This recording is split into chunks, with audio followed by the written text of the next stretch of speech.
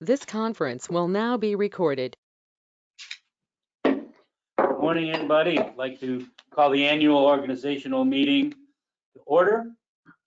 I'd like to ask, we'll start out, there's no, yes, Pledge of Allegiance. I pledge allegiance to the flag of the United States of America and to the republic for which it stands, one nation, under God, indivisible, with liberty and justice for all.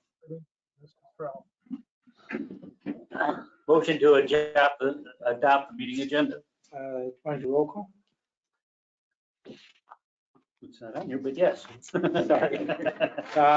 Board Chairman Mark Finkel, Here. Kenneth DeWitt, Here. Albert Hayes, Here. Timothy Reagan, Here. Nicole Allen, Here. Richard Byrd. Here. I see. And Alfred Candido. Here. John Callahan, Here. Robert Leslie here, Robert Fulton. Here. Tim Anicha, Here. and Stephanie Rizicki. Here. Everybody's counted for. Very good. Now a motion to adopt the meeting agenda. I'll make that motion. You have a second? Mr. Reagan. Second. Any Mr. discussion? DeWitt. All in favor? Aye. Any opposed? Now the election of officers. I need a nomination for chairperson. I would like to nominate Mr. Mark Finkel as the chair. Yeah, second. Second. Mr. Hayes, Mr. DeWitt. Any discussion? Please, no. All in favor? Aye. Any opposed? Next is nomination for the first vice chair. And I'd like to nominate Ken DeWitt. I'll second it. Mr. Finkel, Mr. Reagan. Any discussion? All in favor? Aye. Any opposed? Next, nomination for second vice chair. I would like to nominate Mr. Candido. I will second that. Mr. Hayes. Any discussion? All in favor? Aye. Any opposed? Now I need a motion to elect the following slate of candidates to be nominated for secretary, treasurer, and assistant treasurer. Secretary, Mr. Leslie, treasurer, Mr. Manisha, and assistant secretary, treasurer, Mr. Fulton. Is there a second to that motion? I'll second it. All in favor? Aye. Any opposed? I need a motion to designate the following newspapers to be the official newspapers of the regulating district for the purpose of inserting legal notices as may be required by law or rules and regulations of the regulating district. And the papers I'd like to nominate are Times Union and Watertown Daily Times. Okay. I'll make the motion. And we need a, We need a roll call vote for that. Mr. Leslie? Mr. Finkel, Aye. Mr. Hayes, Aye. Mr. DeWitt, Aye. Mr. Byrd, Aye. Mr. Candido, Aye. Mr. Reagan, Aye. Ms. Allen. Aye. 7-0. In favor. And finally, on page 2 of the packet, the tentative dates for the 2023 board meetings. I would note the date for the March meeting is depicted as March 7th, but should be depicted as March 14th. That was my error in drafting. We have a motion to adopt the tentative dates. Obviously, they're tentative. I'll second it. Mr. Franco, Mr. DeWitt, Any other discussion? All in favor? Aye. Any Aye. opposed? Seeing no other business before the organizational meeting, motion to adjourn. Make that motion. Second? I'll second it. Mr. Hayes, Mr. Reagan, and we're out at 10:06. Very efficient. We can continue, correct? Okay. Yeah. I'd like to call the regular board meeting to order. Roll call, Mr. Leslie. Mr. Frankel, Here. first vice chair Kenneth DeWitt, second vice chair Alfred Candido. Here. Board members Albert Hayes, Here. Timothy Reagan, Here. Nicole Allen. Here. Richard Byrd. Here. Executive Director John Callahan, Here. General Counsel Robert Leslie, Chief Engineer Robert Fulton, Here. Chief Fiscal Officer Timothy Minicha, Here. and Director of Administrative Services Stephanie Rizicki. Everybody's counted for. Thank you. Motion to accept the meeting agenda. I know of no reason to revise it. I make that motion. Second, I'll second. Mr. Hayes, Mrs. Allen, any discussion? Can be all in favor? Aye. Any opposed? We see, we have some people.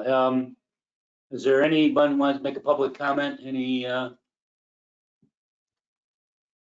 okay, Mr. Rosenthal or Mr. Smith? okay. Next is the approval of the November 9th regular board meeting minutes, which you all got. Is there a motion to accept or revise? Mr. Reagan, I will second that. Mr. Hayes, Okay, any further discussions or corrections? All in favor? Aye. Any opposed? Aye. And moving right along, the report of our executive director. Thank you, Mr. Chairman and members of the board. Happy New Year again. Happy State of the State Day. And we are excited about what lies ahead in 2023. We will have no shortage of business on behalf of people. My report appears on pages 12 and 13. Just a few things that I'll note. One is that we went live as of yesterday with V3, our online access permit renewal system. We're very proud of that customer service enhancement. This year, there was a corresponding customer service enhancement that went with it, and that is a streamlined renewal form that gets mailed this year to everybody, and in the future, just those who elect to renew by mail and not online. That also allowed us to retire a Cold War era printer, maybe not Cold War era, but we're eagerly awaiting seeing that at the new visitor center in years ahead, and go and use more modern equipment, but certainly streamlined, and it's an internal customer service enhancement as well for the people who have to actually do that mailing. And I think the full mailing is still on display, probably out in the bullpen there. But so we're very excited about that online system. We've made some additional strides with that. I want to thank the whole team that's worked with us to continuously enhance that system, including Stephanie Porter, Dan Kiskis, Danielle Thorne, sort of back off support from Anna Tracy in Albany, and most especially Stephanie Rizicki, who's our point person with IMC, Beth Muller, making those enhancements and making sure that that runs well each and every day. So we're off and running. We'll be following that up with an email to customers today and some social media work as well. I just want to note, last year we had nearly 57% of our customers renew online. We're hoping to move that up over 60% and continue moving that bar year over year. Certainly during the reporting period too, no small portion of our time was dedicated to the Brookfield issue. There may be some discussion on that later. Certainly council may have something to say about that as well. We find it very helpful that Brookfield is elected to extend with us. It gives us time to take the action that the board will consider today and try and get determination from FERC and some resolution on this issue. But certainly, as I communicated to the board just before the beginning of the new year, a positive development on that issue. And with that, Mr. Chairman, I'll yield, invite any questions that the members may have. Anyone have any questions or comments? Director? Just one, located covered reset state property monument on track 6977, 940. What was that? Well, I'd have to get the particulars of that one, Ken, but it is, you'll see this pop up in the reports from time to time. What happens is either a resident or sometimes in conjunction with a municipal paving project, as Albert can attest, those monuments get buried for one reason or another. It's usually not malicious, it's usually accidental. Sometimes it might be malicious. But in order to, if we have to do a stakeout, we've got to recover, which means elevate, perhaps unearth the monument, perhaps reset it, and can get you the specifics of that one. But when you see that pop up in the report, that's the activity that's describing, so they can physically shoot that permanent boundary line. Albert, you want to add anything to that? I'll tell you one thing, boy, they are awful hard to find too when they blacktop them. Any other questions or comments? Very good. We'll move on to contracts. First one, resolution authorizing the expenditure of $6,742 for new floating dock lumber. Mr. Callahan again. Thank you, Mr. Chairman. My memo that addresses these next two resolutions can be found on page 14. And as I've communicated to some of the members of the board before, and some of us have walked down to look at our current docking system, it is both undersized and outdated. It's not very stable. And as you'll see in my memo, one of the things that we're very proud to do here is to host members of the first responder, law enforcement community. When we have those additional demands on our docking infrastructure, it makes it difficult to accommodate both those uses and our own internal uses for operations and maintenance. We are seeking to replace the docking system that we have currently with a new docking system that will be built, assembled in-house. It has been designed in-house by our operations manager, Matt Ginter, and these costs would be associated first for the lumber and secondarily for the hardware that would be associated with that new docking system. You'll see that my memo also references the possibility of receiving partial or full reimbursement from the Great Sacandaga Lake Advisory Council. That is a body that receives through the Brookfield FERC license for operations on Great Sacandaga Lake, funds that are dedicated to certain interests and activities and benefits around the reservoir. I've made an informal presentation, not to specifically request those funds, but just to gauge support on this as a potential use of those funds or partial use of those funds, and received positive feedback.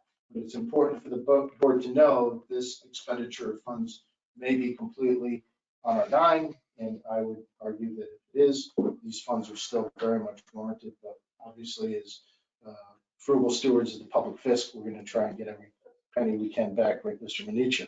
Yes, sir. All right. So with that, I'll yield and invite any questions from members on this first item. Any questions? Motion to authorize the expenditure?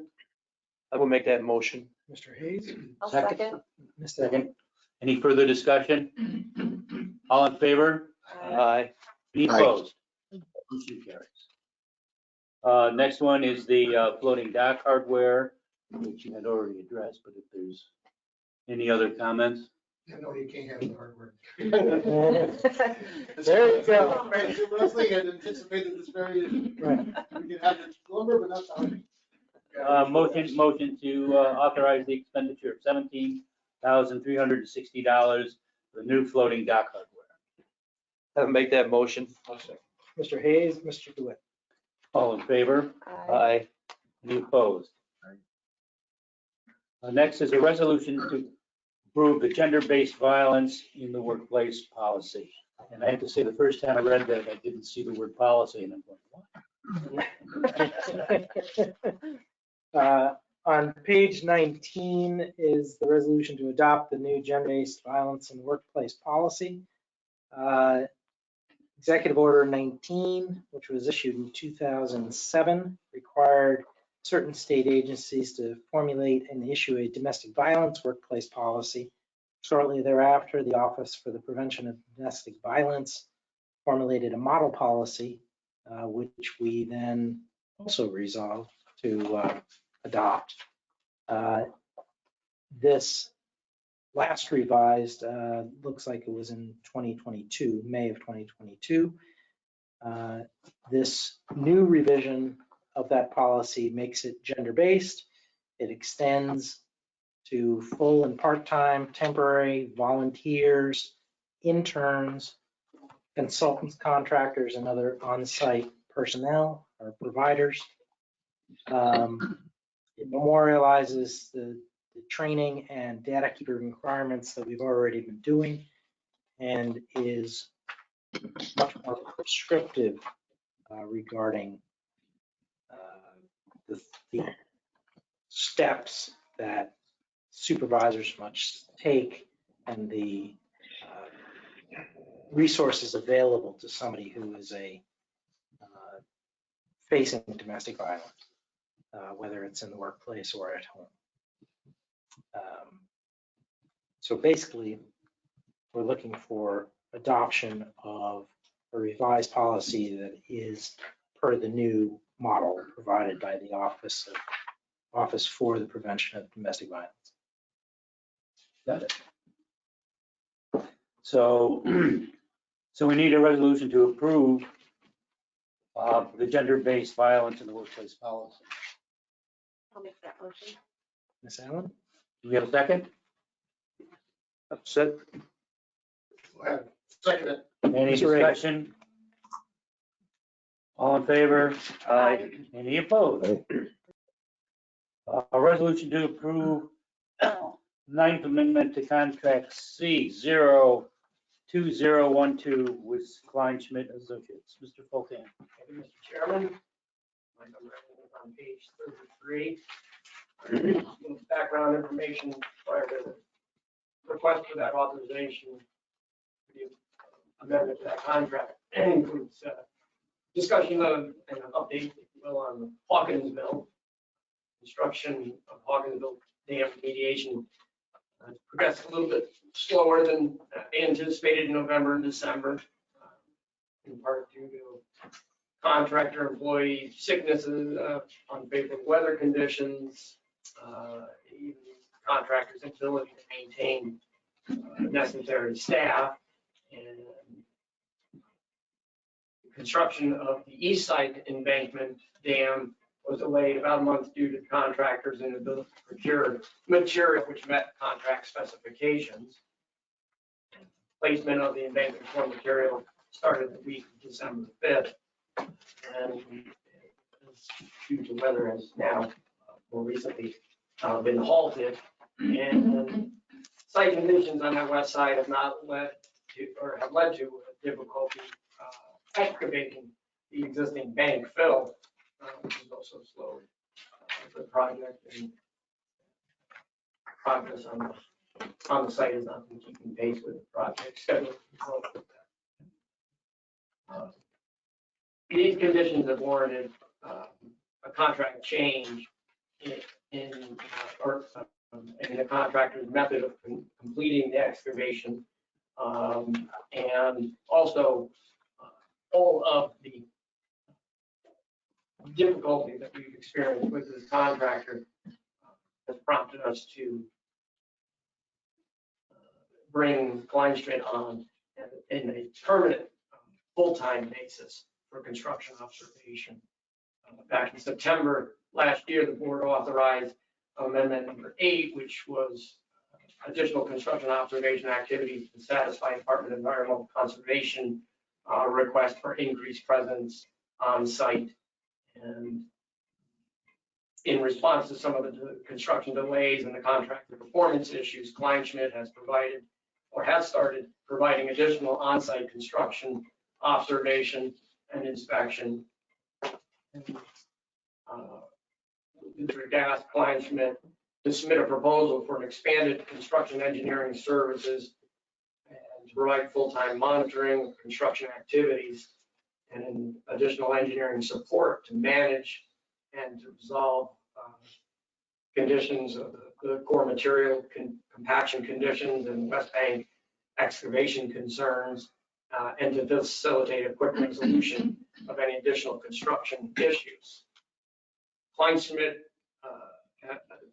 Kleinschmidt's additional scope of work includes a full-time construction observation services to support quality control, contract compliance, monitoring, field engineering, and some limited engineering office support. Attached to my memo is Kleinschmidt's proposal. Kleinschmidt proposes to complete the services outlined in their Amendment 9 full-time construction observation and additional engineering support scope of services letter dated December 22nd for a not to exceed fee of $283,500. Staff recommends acceptance of Kleinschmidt's proposal and seeks board authorization to amend contract C02012 to include the scope of work and fee proposed, and seeks authorization from the executive director to execute an amendment to increase the contract price by $283,500 to a total contract price not to exceed $557,764. Again, the significant change in this engineering support is what we were hoping not to have to experience by first going into the project, limiting consultants' effort.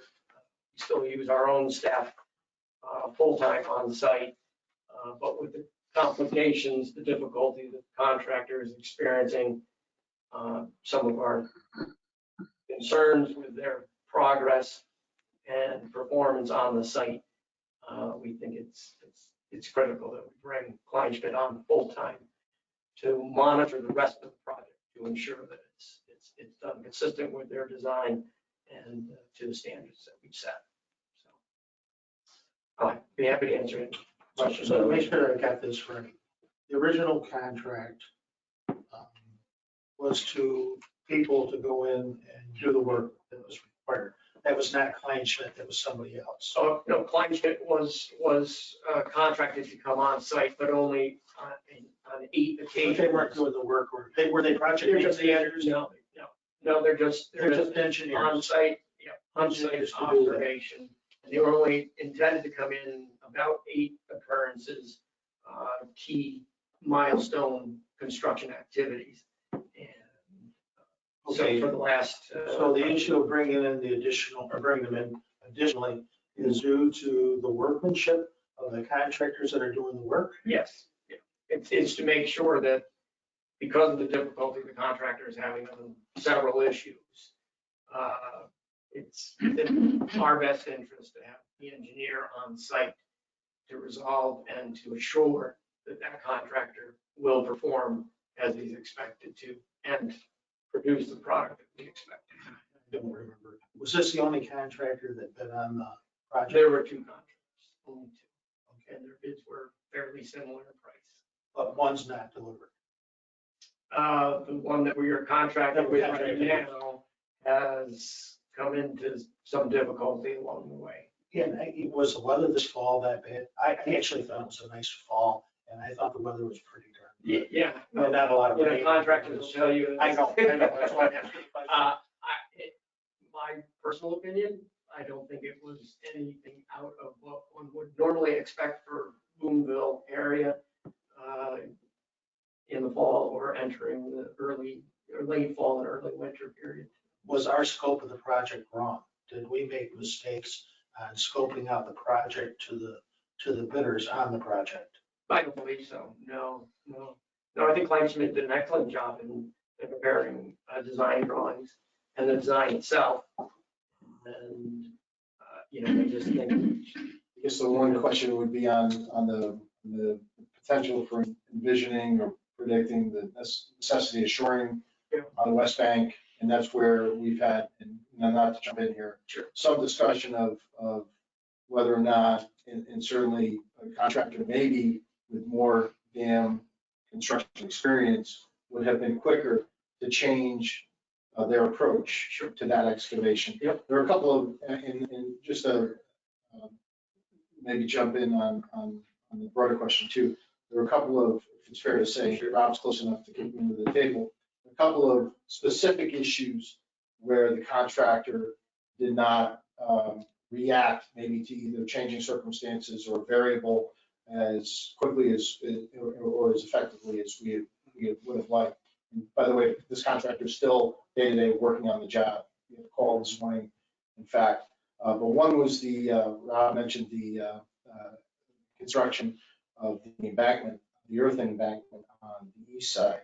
And the material required for that had a certain spec. Contractor thought it would be readily available. Turns out it wasn't. We got involved with Kleinschmidt. We actually talked to another agency that had done a similar project to see where they're sourcing the material. So that was a big issue for us. That was Which maybe, actually led to us finally yeah, helping the contractor secure the material which needed to. which was great. And then the other issue was that excavation on the west side, both of which we thought with additional on-site oversight from Kleinschmidt and a better turnaround on review of engineering or design changes necessary, for instance, on the shoring we talked about this morning, that necessitated the additional engineering work, which we believe will help allow the contractor to be successful. And that's what we Yeah, help me understand. So the total project cost was what? About 1.75 million for construction. Okay, and the original job that Kleinschmidt did, of course, speccing it out and then everything was how much money? That contract to date would be about $270,000. Were you asking what the engineer's estimate was for the project? Or, No. The original scope of work that the contractor put together. I mean, Kleinschmidt put together. right, so coming out of the previous amendment, which was Amendment 8, would have been the difference between your 557 and 283. Okay, so for a $1.7 million project, we paid 270 for the original engineer. We're gonna pay And 200, construction, and it would be construction out, right? and then we're gonna spend another 283,000. Yep. For For the full additional time. additional engineering and support on the project. Correct.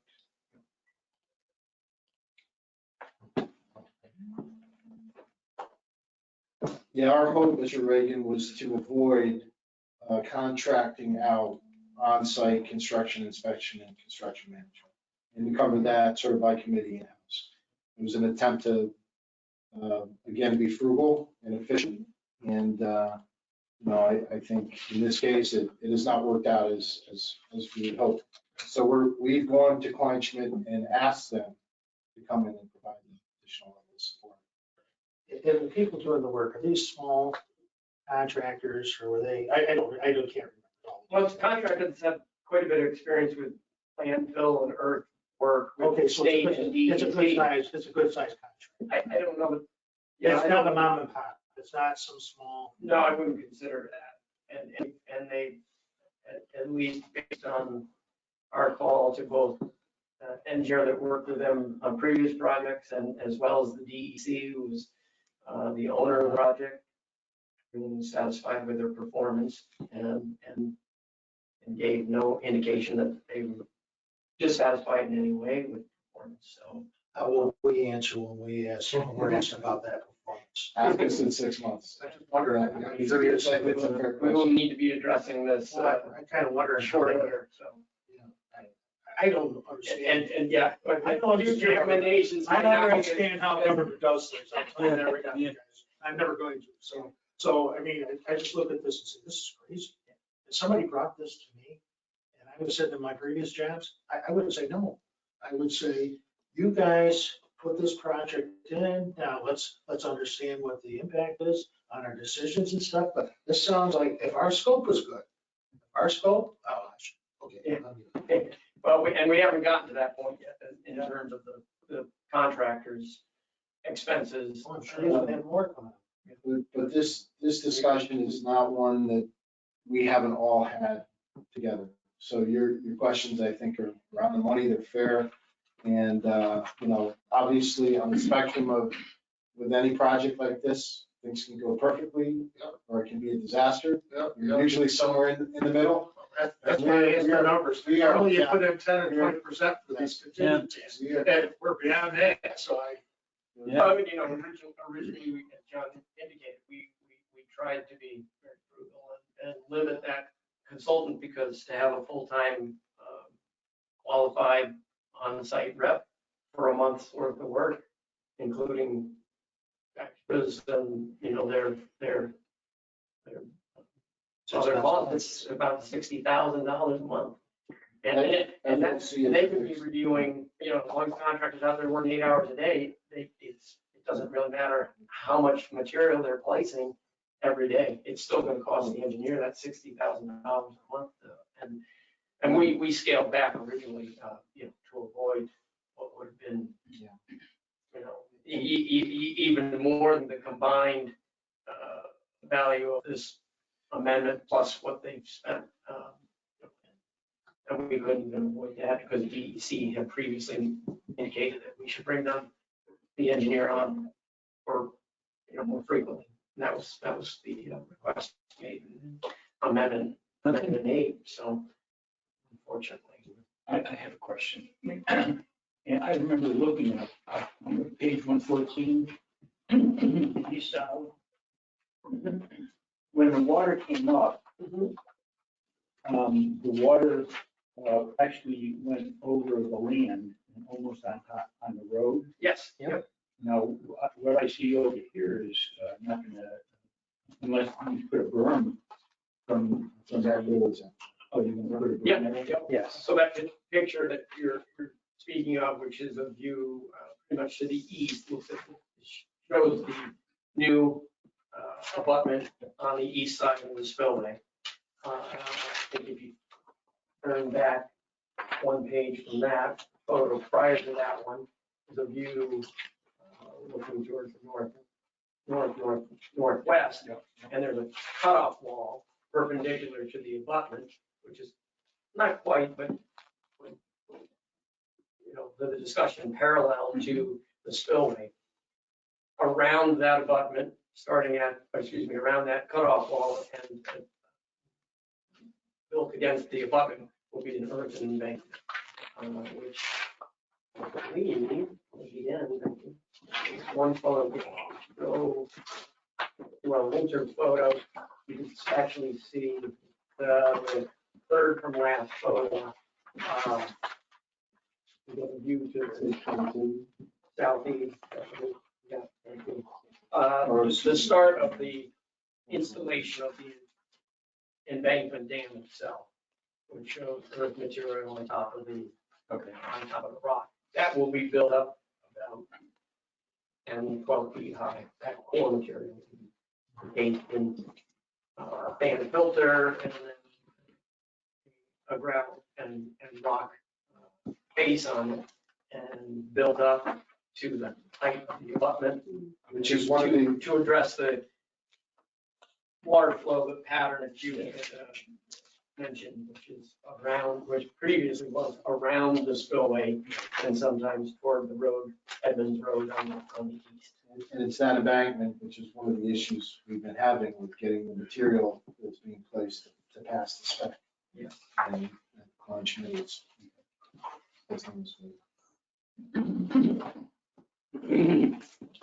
Any other discussion on this?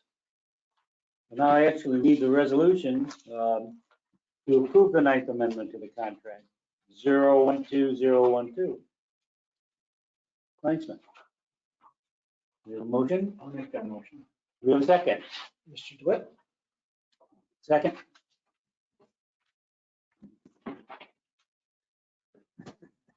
Somebody wants to second it? That could be me. I'll second that. Mr. Hayes? Any further discussion? All in favor? Any opposed?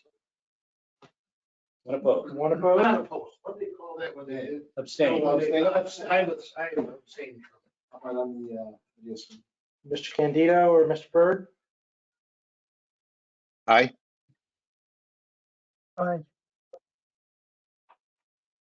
Those are both in the affirmative. Mr. Yes. Bird, you vote aye? We have Okay, next. I'm 6-0 sorry. with 1 abstention. Right. A resolution authorizing a formal petition to the Federal Energy Regulatory Commission seeking assistance resolving a dispute regarding reasonable compensation for use of regulating district assets. Yeah. Mhm. It took me a while to write. Let's see, 49, thank you. My memo on this is on page 49. The resolution precedes that on 47. So we had sent a letter to FERC on November 30th, indicating that we were having some difficulty with Erie Boulevard Hydropower, the operator of the EJ West Power Plant, co-located with our Conklinville Dam, as we are trying to negotiate an extension of the current reservoir operating. Erie has taken the position that their current headwater benefit assessment levy levied by FERC for interest, maintenance, and depreciation charges at the Conklinville Dam supplanted their need to pay for the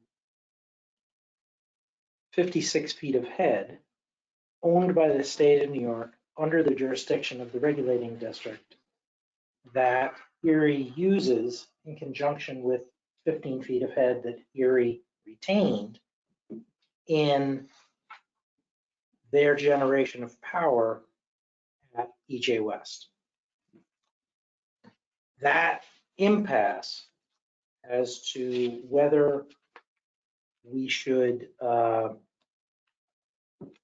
be collecting a fee for our property right versus Erie's contention that they're already paying a fee which covers that property right, has basically ground the negotiation to a halt.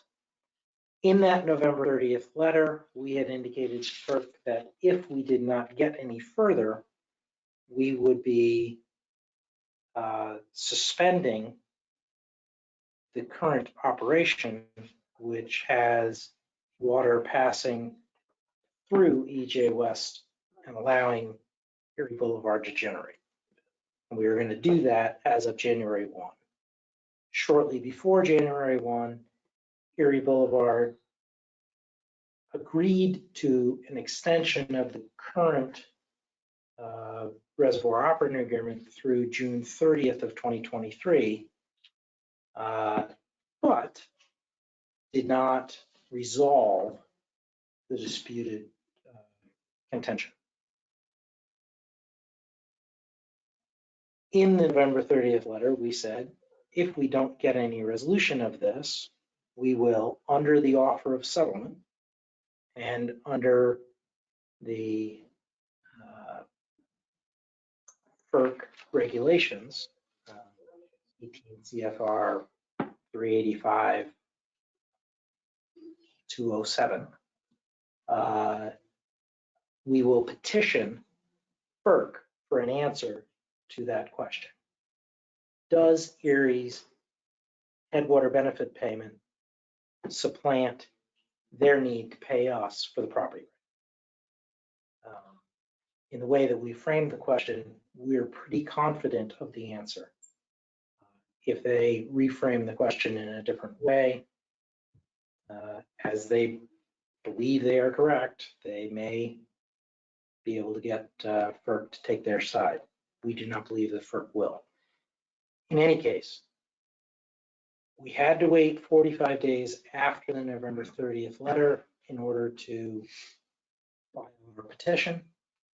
There has been no resolution, and we're approaching that 45-day period, and we would like to file a petition with FERC under Rule 207, seeking a declaratory ruling from FERC on that single question. Now, in order to file that petition with FERC, we have to do one of two things. We either need to pay the fee that that FERC requires, which is $33,690, or with our petition, we have to file a petition for waiver of that fee and wait for FERC to determine whether or not they will waive the fee. Again, I believe they will waive the fee because the fee associated with the petition for the declaratory ruling is designed for FERC to recoup their costs of preparing the declaratory ruling. But in those instances where the fee is associated with a hydropower project, those hydropower entities already pay water benefit, which covers FERC's costs in administering the hydropower project. So, sorry for that terribly complicated explanation, but we want to file a petition. We want to file a petition for waiver of the fee associated with the petition. And we believe that the fee waiver petition will be granted and that our petition will be acted upon by FERC. If the fee waiver is not granted and we don't pay the fee within 30 days of the answer on the fee waiver, then the petition itself will be, I want to say moot, I want to say withdrawn, but it's Bounce back. bounced back to us by moot. So, yeah, better than what I was able to come up with. Thank you. In any case, you're committing to filing a petition with the expectation that that petition will be acted upon if the fee waiver is granted. If it is not granted, then we'll have a petition out there which will essentially be withdrawn. In any case, it will put out there our argument as to why we believe Erie should be paying us for the property benefit that we bestow upon them, and that we'll have a good basis for doing exactly what we said we would do January 1 on July 1 if we do not resolve this dispute. FERC is Federal Energy Regulatory Commission. And do they control all the power generation, waterways or plants, or are they the final say in anything that happens within inside of that? The Supreme Court of the United States is the final say, but FERC is an administrative agency that will make a final determination. Okay, so now if Erie Boulevard moves away from all this, just as we're not interested, what happens then? So right now we have a reservoir operating agreement that's been in place since 1927 with Erie and their predecessors. If that reservoir operating agreement expires, Erie has a FERC license for the EJ West Power Plant, and we have a FERC license covering the Conklinville Dam and the Saconaga Reservoir. Those two licenses form a single unit of development. That single unit of development basically is the dam and the power plant that Erie uses to generate power. If Erie doesn't continue that reservoir operating agreement, we believe Erie will be in violation of their FERC license because they will no longer have under licensure all of the components of that single unit of development that are necessary in order for them to generate power, which means they may lose their FERC license. If they do, somebody else could come in and file for and obtain that license. Now, we would have to negotiate. We'd be negotiating with a new entity. Oh, we would be right back to negotiating. Right. The new entity would have to purchase the plant. And so, Now, there's one more element. If Erie stops paying us for our release of the property interest, then we will stop providing them the benefit of that property interest, and they will, We simply Physically, comply with our we own FERC would- license. and we would make comply with the our prescribed license. releases. right. Now, Erie would walk away from the contract, why? Is this not lucrative enough for them? I mean, it's a cost. Well, It's strictly, it's Yeah, profit. we believe it is, and let me just say, if I can jump in, going dating back to my time at Canal Corp, dealt with this company, Erie/Brookfield, a lot of issues, some contentious. It's a good company. We have a great operational working relationship. Rob Fulton and I, before the end of the year, went up and met with them, which produced sort of this rethinking, at least temporarily, of their viewpoint, and extended the agreement another 6 months. Got the call from Tom Usher, who's the vice president there, I've dealt with in the past at Canal Corp. We believe that, like any company, they're trying to pay as little as they possibly can. Right. We believe the answer here to this question is clear and unambiguous. The headwater benefits issue that they are talking about in the context of the license is in a whole separate area of where their license requires them to maintain a real property interest. I don't see, go ahead. I was gonna say, they have also, as of this morning, paid their monthly charge that they pay to us in the amount that we expected for the first month of the extender. So we have a great relationship with them. So what you're ready to do, what we're gonna do next. What you're telling me is this is profitable for them to continue to hold the license, even with our current agreement that we're trying to renegotiate. Mr. Reagan, I think that's absolutely the case. Our independent third-party appraisal bears that out. I mean, our internal assessments have indicated that they're doing very well with this plant, which, by the way, is the first in a line of other plants they have that operate downstream. So their discharges at EJ West sort of set the tone for one immediately downstream, Stewart's Pond, and then three other facilities, Rob, they have downstream. Two other facilities. Actually, no, it's three. So I think So they're there's not no gonna walk question. away from the contract. Well, if they do walk away from the license, that license is something that could be sold to somebody else. Somebody else would have the ability Pick it up. to To file for it, and then they would have to negotiate to actually purchase the plant. Would they file for it, or would they sell it? So you have those transactions are separate. So there's a physical plant that they own. They own They it. own the real property. Yeah. They have some real property interest in the dam itself because their Right. predecessors going back to the 1920s reserved when they sold the property to the state, 15 feet of head there.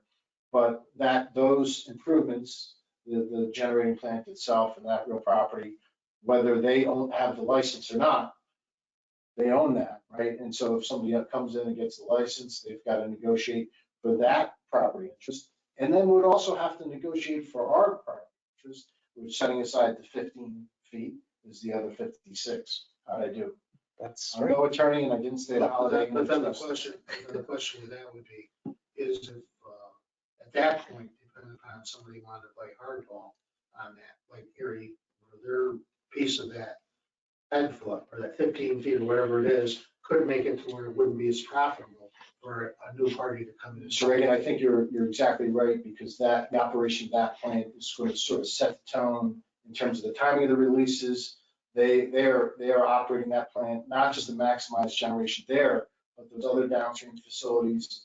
I really don't envision a scenario where they are willing to have somebody else with literally their hands on the controls at EJ West. I think we're going to come to a resolution here. I think it probably starts maybe to give Erie just some internal satisfaction that they've tried everything they could to lower their costs. Probably starts with that FERC determination. And from there, I have every expectation that maybe there will be one more extender in our future, but ultimately we'll come to a new long-term agreement, at least through the remainder of the license term, which runs out to 2020. 2042. I think. 2042.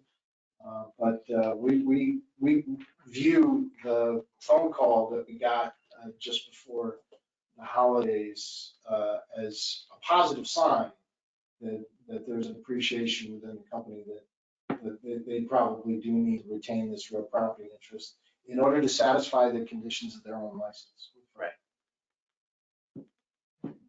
Any other, Generating power. I'm sorry, how much generating power is that? 20 megawatts.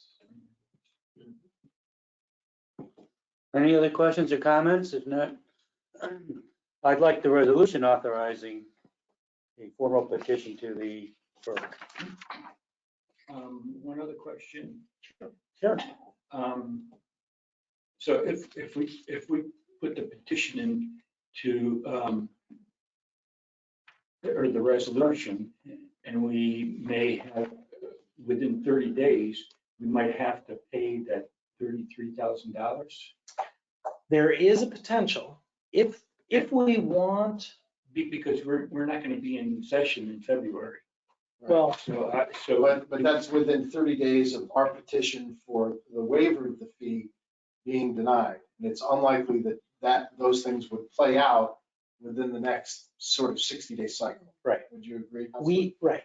And we anticipate that Erie is also interested in this decision and would be unlikely to oppose the waiver of the fee, because ultimately they're on the hook for the fees of the district. With respect, I mean, it would be an interest maintenance and depreciation issue that ultimately we would be able to go back from. That said, like John said, we don't anticipate an answer to the fee waiver denial immediately. And if it were denied, we wouldn't actually have to pay the fee, we just wouldn't get the declaratory order that we were looking for.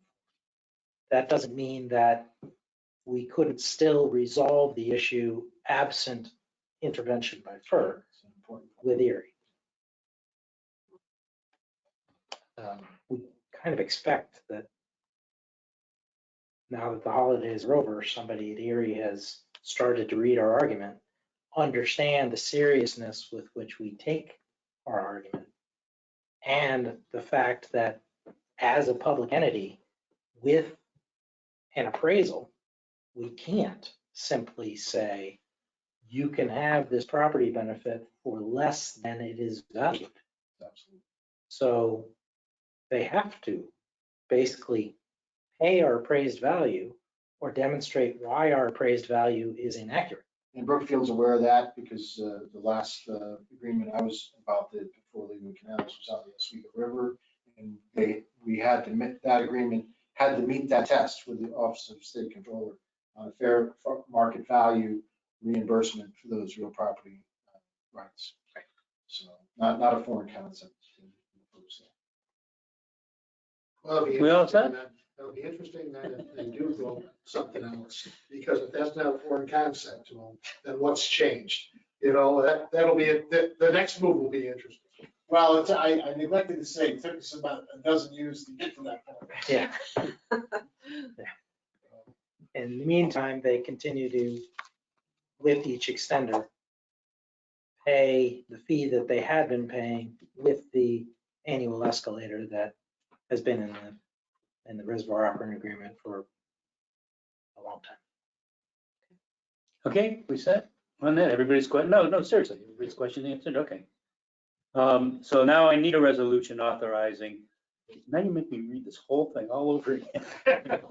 Resolution authorizing a formal petition to FERC seeking assistance resolving a dispute regarding reasonable compensation for use of regulating district assets. We have a motion to that effect. I'll make that motion. Do we have a second to that motion? I'll second. Mr. Rigg. Do we have any further discussion? All in favor? Aye. Aye. Any Aye. opposed? Now we move on to staff and committee reports. First one, General Counsel, Mr. Leffler. So two big things I've been working on are Brookfield and Stillwater. We've just talked about Brookfield. Stillwater Associates, we have a third appraiser selected by the parties. That third appraiser was to have had a visit early this week.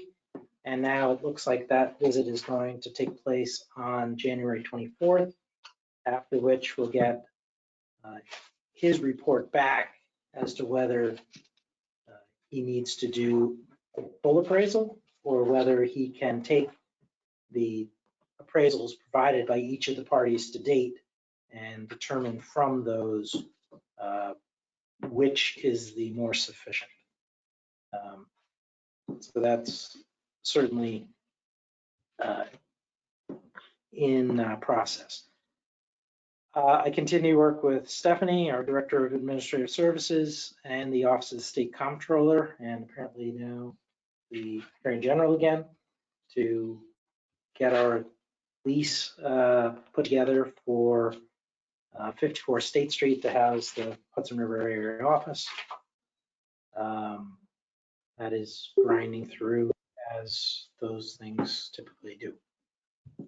It's taking a little longer than we would have hoped. On top of it, Yeah. it's fine. But we haven't yet been kicked out of our existing No, building. Right. it's all good. And as Tim will say, we're spending less where we are currently than we will be spending Tim where we hasn't go. started to pack anything up yet. So, fun job. Other than that, it's been blissful with 0 FOIA requests during this period. Any questions or comments? Thank you very much. Director of Administrative Services, Mr. Zinn. Thank you, Mr. Chairman. My report can be found on page 50. A good portion of my time during the reporting period was working on the revision, redesign of the access permit renewal, which Executive Director Callahan already touched upon. I do just want to take a moment to thank Beth and her team at IMC and Wendy and her team at CNY for their help and patience.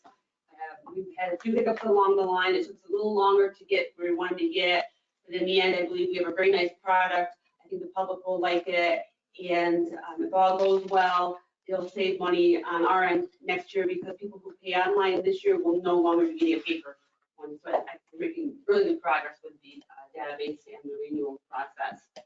I also completed the HRAO, Hudson River Area and Black River Area Office Internal Compliance audits during the reporting period, and proper procedure are in place and all accounts are reconciled. We received our quarterly MWBE report card from the state, and as always, I am pleased to report that we received an A+ for both quarters, and that's a reflection on the effectiveness of the district's MWBE program. So everything's good on that end. Finally, on pages 51 and 53 of the contract staff report, they are included in your board packet for your review, and they satisfy the public authority requirement. That completes my report, unless you have any questions. Any questions? Thank you very much. Chief Fiscal Officer, Mr. Manish. Thank you, Mr. Chair. The CFO report begins on page 54 of your packet. We are through 6 months of the current fiscal year and generally in line with budget and year-over-year revenue and expenditure comparisons.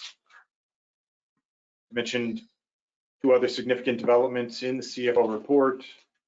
The first of which, the Hudson River area retired its note payable with the Black River area in the amount of $1,779,176.30 on November 9th.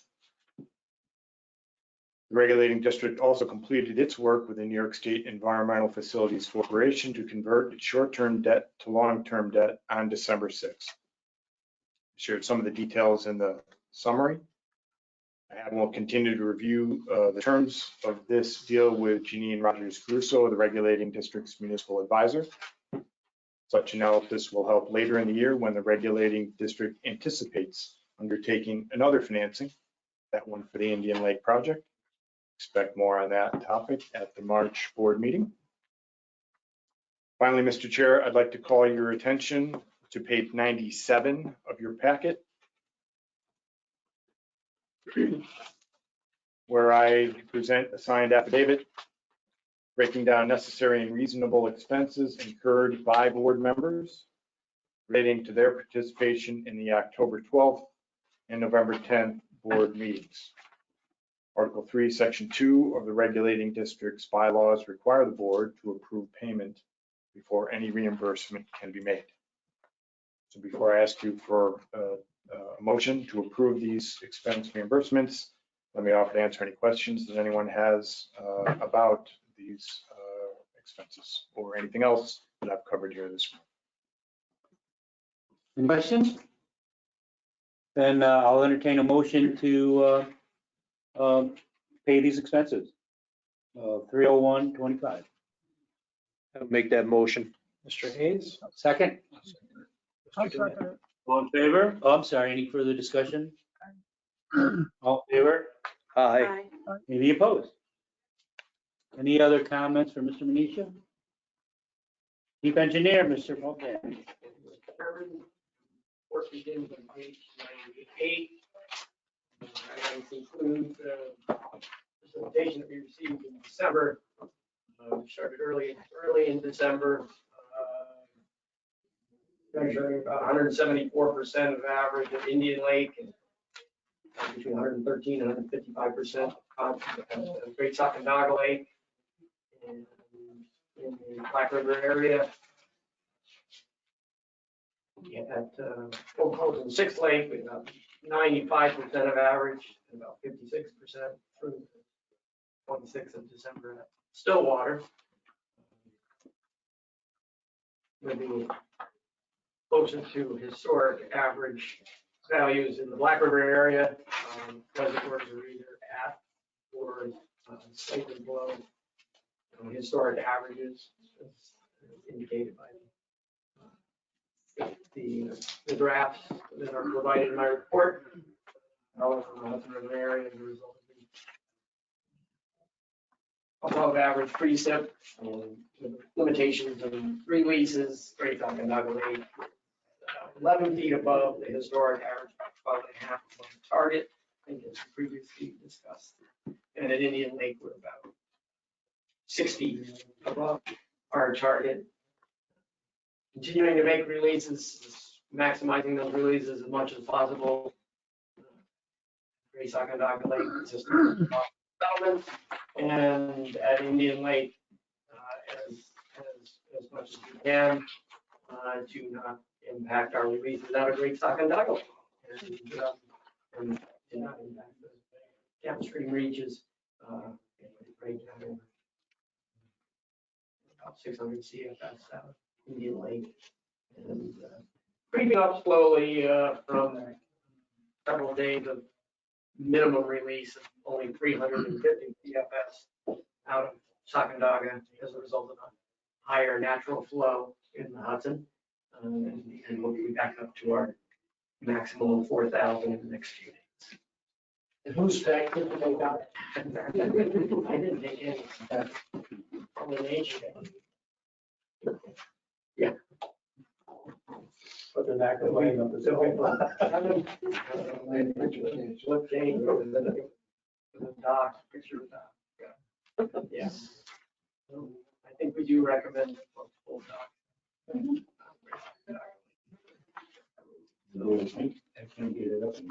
Sorry. We will be working with, you do know that the level is high. David Smale was on the meeting earlier. He called me a couple of days ago, and we're talking about whatever we can do to help get the word out, especially as the lake does freeze and there's snowmobile use. We work closely with the Safe Lake Initiative. There's an app that helps identify, there are some docks that are out there, and it's really going to be hazards. So we're always cognizant of that. But as Mr. Fulton said, we certainly recommend that people don't just pull their docks in, but also up, and ideally above 771 at least. Except we know in some cases that's not possible. Well, it's about time that we get it. That's a good way to look at it. That's the only way I can look at it. You're welcome. Now, I don't think there's any included in that, or that what we bought. No, there's not. Certainly not. Any, I'm sorry, were you done? I'm finished for the Yeah, okay, I'm report. sorry. Unless there are any, I know we already touched on Hawkinsville, but I had included in the report. Where will I be glad when that project's over? All your problems go away, if it just gets cold and starts. Well, not all. That simple. One side of the district you get better, and the other side it gets worse. So, Okay, any other board member questions or comments? If not, I need a resolution for our next board meeting, which there is none in February. So the next board meeting is 3/7, and we've indicated. the- 3/14. Oh, that's right, you did change that. You did change that. I didn't change it on my note here. 3/14, and tentatively the Indian Lake area. We learned this morning that the Indian Lake Town Hall at 730 Pellon Road in Indian Lake would be available at 10 a.m. And we'll likely schedule for that Okay. location. Need a resolution, need a motion for that? Second, Second. Mr. All in Reagan. favor? Ms. Allen. any opposed? Motion to adjourn. Second. I will. All in favor? Reagan, Mr. Witt. We are out at 11:07. Thank you. The end of the recording. This conference will now be recorded. Oh.